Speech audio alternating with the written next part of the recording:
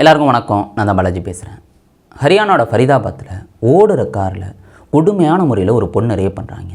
அதுக்கப்புறம் 90 கிலோமீட்டரில் கார் வேகமாக போதா அந்த கார்லேருந்து இந்த பொண்ணை தூக்கி போடுறாங்க. நிலைமையை யோசிச்சு பாருங்களேன், அந்த பொண்ணுக்கு எப்படி இருந்திருக்குன்னு. இப்போ அந்த பொண்ணு ஹாஸ்பிட்டலில் அட்மிட் பண்ணியிருந்திருக்காங்க. என்ன நடந்திருக்குங்கிறத தான் ஒன் பை ஒன்னாக பார்க்க போகிறோம். இந்த பொண்ணு ஹரியானாவில் ஃபரிதாபாத்தை சேர்ந்தவங்க. இந்த பொண்ணுக்கு 25 வயசாங்க ஆகுது. ஆனால் அதுக்குள்ளே கல்யாணம் பண்ணி 3 குழந்தைக்கு அம்மாவும் இருக்காங்க. இவங்க ஹஸ்பண்டோட ரொம்ப சந்தோஷமாக வச்சுட்டு வந்துட்டு இருந்தாலும் ஒரு கட்டத்தில் சண்டை அதிகமாகுது. இனிமேல் ஹஸ்பண்டோட வாழ முடியாது அப்படின்னு சரி ஓகே நம்ம அம்மா வீட்டில் போயிருப்போம் அப்படின்னு 3 குழந்தைங்களையும் அழைச்சிக்கிட்டு அம்மா வீட்டில் போய் தங்கியிருக்காங்க. எந்த பிரச்சனையும் இல்லை, ரொம்ப சுமூகமாக தான் இப்போதைக்கு போய்கிட்டு இருக்குது. இப்படி போகும்போது தான் தன்னோட தங்கச்சியோட அடிக்கடி ஃபோன் பேசுவாங்க. அந்த தங்கச்சி வந்து பார்த்திங்கன்னா வேறு ஒரு இடத்துல கல்யாணம் பண்ணி கொடுத்து அவங்களாம் சந்தோஷமாக தான் இருக்காங்க. இப்படி நாட்கள்லாம் போயிட்டு இருக்குதாங்க. அம்மாவுக்கும் இந்த 25 வயசு பொண்ணுக்கும் அடிக்கடி சண்டை நடக்குது. இப்படி சண்டை நடந்தாலும் எல்லா வீட்லேயும் நடக்கிற மாதிரி கொஞ்சம் நேரம் சண்டை போட்டுக்குவாங்க, அதுக்கப்புறம் வந்து பேசிக்குவாங்க. இப்படி தான் போய்கிட்டு இருக்குது. பட் டிசம்பர் 29 நைட்டு ஒரு பெரிய சண்டையாக நடக்குது. இப்படி சண்டை நடந்தோடனே என்ன பண்ணுறதுனே தெரியாமல் சரி ஓகே நம்மளோட ஃப்ரெண்டு வீட்டுக்கு போனால் தான் நம்மளுக்கு ஆறுதல் கிடைக்கும் அப்படின்னு நைட்டு 8:30 போல் ஃப்ரெண்டு வீட்டுக்கு கிளம்புறாங்க.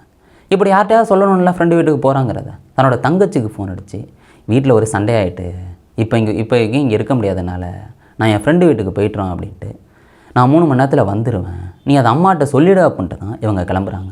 3 பிள்ளைங்களும் அம்மா வீட்டில் தான் இருக்காங்க. இப்படி எல்லாமே நடந்துக்கிட்டு இருக்குங்க. இப்படி பஸ்ஸை பிடிச்சி நைட்டு 8:30 போல் செக்டார் 23க்கு போகிறாங்க. அங்கே போய் தன்னோட ஃப்ரெண்டுக்கிட்ட பேசிக்கிட்டே இருக்காங்க. 1 மணி நேரம் ஆகுது, 2 மணி நேரம் ஆகுது, நல்லா ஜாலியாக வந்து பேசிக்கிட்டு இருக்காங்க. ஆனால் இவங்க வந்து கூடிய சீக்கிரத்தில் வந்துடணும் அப்படின்னு நினச்சாங்க. மணி 11:30 வந்து தாண்டிட்டு 11:30 தாண்டினோன்னு பஸ்ஸெல்லாம் கிடைக்க போகிறதில்ல, சீக்கிரம் போகணும் அப்படின்னு அந்த வீட்டிலேருந்து ஆட்டோ எடுத்து பஸ் ஸ்டாண்டுக்கு வந்துடுறாங்க. பட் பஸ் ஸ்டாண்ட்லேருந்து எந்த பஸ்ஸுமே இல்லை. எப்படி போகிறதுன்னு குழப்பிக்கிட்டு இருக்காங்க. இந்த நேரத்தில் தான் வந்து பார்த்துட்டிங்கன்னா ஒரு மினி வேன் வந்து வருது. அந்த மினி வேனில் வந்து பார்த்துட்டிங்கன்னா டிரைவர் கேட்குறாப்புல, ஏமா இங்கே நிற்கிறீங்க, இந்த நேரத்துலலாம் இங்கே நிற்கக்கூடாது, நீங்கள் வாங்க வேணா நான் உங்களை பத்திரமா கொண்டு விட்டுறேன் அப்படின்னு சொல்கிறாப்புல. இப்படி சொன்னோன்னா சரி ஓகே நம்மளுக்கு பஸ்ஸு வேறு இல்லை, இந்த வண்டியை விட்டுட்டோன்னா நம்மளுக்கு ரொம்ப சிக்கலாகிடும் அப்படின்ட்டு அந்த மினி வேனில் அவங்க ஏறிக்கிறாங்க. உள்ளே ஏறும்போது தான் ஒருத்தர் உள்ளே உட்காந்துருக்காரு. இப்படி சரி ஓகே நான் தான் பாதுகாப்பானதானே அப்படின்ட்டு அவங்க ட்ராவல் பண்ணி போயிட்டுருக்காங்க. கொஞ்சம் நேரத்துக்கு எந்த பிரச்சனையும் கிடையாது. அந்த டிரைவர் ஓட்டிகிட்டு போயிட்டுருக்காப்புல. இந்த பொண்ணு சொல்கிற வழியில் தான். பட் அந்த குருகிராம் ஃபரிதாபாத் சாலையில் இப்படி போகும்போது ஒரு கட்டத்தில் இந்த பொண்ணு சொல்கிற பாதையை விட்டுட்டு இவங்க பாட்டு குருகிராமை நோக்கி போயிட்டுருக்காங்க. இப்படி போனோன்னா இந்த பொண்ணுக்கு பதட்டமாயிட்டு ஏன் நான் சொல்கிற வழியில் போகல அப்படிலாம் கேட்குறாங்க அந்த லேடி. இப்போ தான் ஓடுற காரில் இந்த பொண்ணுக்கிட்ட தப்பாக நடந்துக்கிறாங்க. இந்த பொண்ணுக்கு என்ன பண்ணுறது அப்படின்னே தெரியலை. கத்துறாங்க. இப்படி கத்துனா அப்படின்னா உடனே நாங்கள் கொன்னுடுவோம் அப்படின்னு சொல்லி மிரட்டுறாங்க. ஒருத்தன் கார் ஓட்டுறான், ஒருத்தன் அந்த பொண்ணுகிட்ட தப்பாக நடந்துக்கிறான்.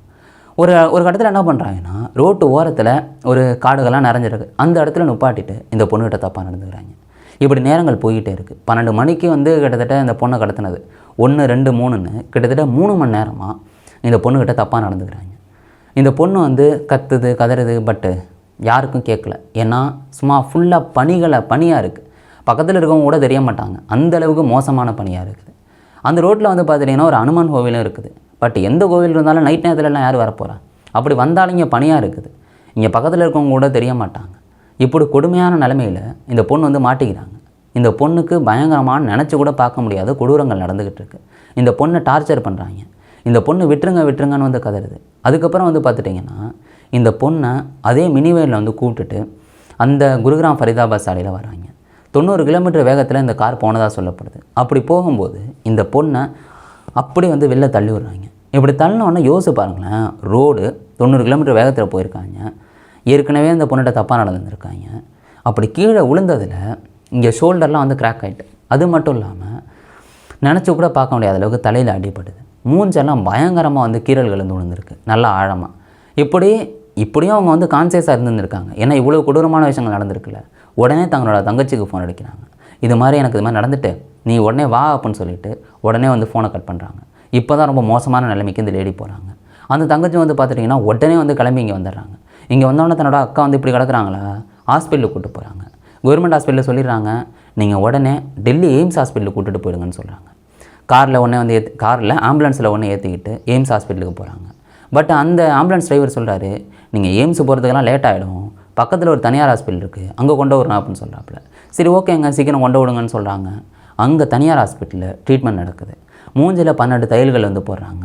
அது மட்டும் இல்லாமல் கைக்கும் சிகிச்சை நடந்துக்கிட்டு இருக்கு. இது மாதிரி என்னென்ன சிகிச்சை கொடுக்கணுமோ அந்த ஹாஸ்பிட்டலில் சிகிச்சை கொடுத்துக்கிட்டு இருக்காங்க. பட் அந்த லேடி வந்து பேசவே இல்லை. ஏன்னா மனதளவில் உடஞ்சி போயிருக்காங்க.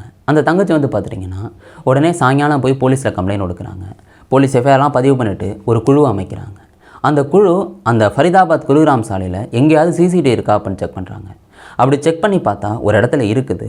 ஃபுல்லாக காரெல்லாம் நிறுத்தி கிடக்குது. அதுக்கு பக்கத்தில் ரோட்டில் இந்த மினி வேன் வந்து வேகமாக வந்து போயிருந்துருக்குது. அதில் பதிவாயிருந்திருக்கு. அந்த கார் நம்பரை வச்சு, அதாவது அந்த வேன் அந்த நம்பரை வச்சு யார் இது அப்படின்னு கண்டுபிடிச்சிடுறாங்க. மத்திய பிரதேசத்தில் உள்ள ஒருத்தனையும் உத்தரப்பிரதேசத்தில் உள்ள ஒருத்தனையும் கைது பண்ணிடுறாங்க. அதாவது அவங்க அந்த ஊரை சேர்ந்தவங்க இங்கே வந்து தங்கியிருந்திருக்காங்க. இப்படி கைது பண்ணி இந்த சம்பவம் நடக்கும்போது இவங்க குடிச்சிருந்தாங்களா அப்படின்னு அதையும் செக் பண்ணுறாங்க. இப்படி 2 பேரை கைது பண்ணிட்டாங்க. இந்த பொண்ணுகிட்ட வாக்குமூலம் வாங்க வந்தால் இந்த பொண்ணு வந்து முதல்ல மோசமான நிலைமையில் இருந்திருக்காங்க. இன்றைக்கு வரைக்குமே இவங்க வந்து ஹாஸ்பிட்டலில் தான் இருக்காங்க. அந்த அளவுக்கு கொடூரமான ஒரு என்ன சொல்கிறது வலிகளை வந்து அவங்க அனுபவிச்சுக்கிட்டு இருக்காங்க. ஏன்னா தலையில் அடி, மூஞ்சில் பயங்கரமான கீறல், அதையும் தாண்டி கண்ணுக்கு பக்கத்தில் வந்து பயங்கரமான ஒரு அடி அப்படின்னு பல விஷயங்கள் அவங்களுக்கு நடந்துருக்கு. இதில் சில பேர் சொல்லலாம், ஏன் இந்த பொண்ணு நைட் நேரத்தில் வெளில போனாங்கன்னு. அது அவங்களோட உரிமை இல்லை. நைட்டு 12 மணிக்கு வெளில போகலாம், 2 மணிக்கு வெளில போகலாம்.